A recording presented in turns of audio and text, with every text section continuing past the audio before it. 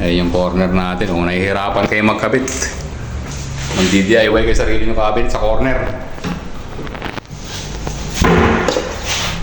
O, yan ha. Gawin nyo sa corner, buuhin nyo muna isang cabinet dito. Tapos tapalan nyo yan. Tapos tapalan nyo ulit ng isa.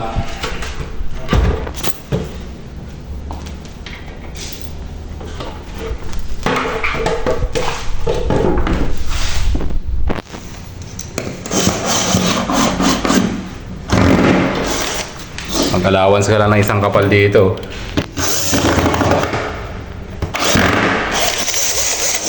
Ayan yung corner natin. Tapos lagay na natin yung paliko niya. Ayan. Diba? Ako na. Ako na to.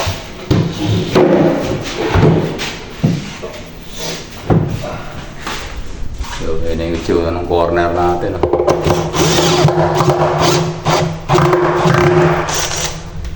Saka yung screw, tatago niya sa bisagra para hindi makikita.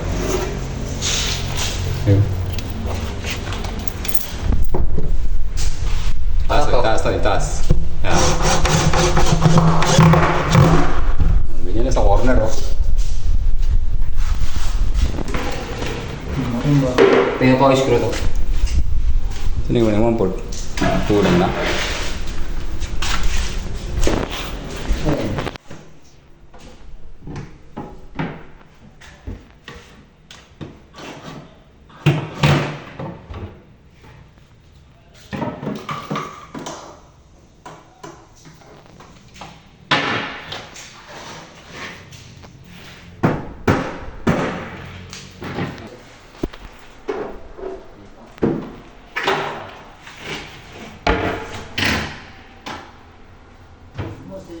Yung mga corner natin.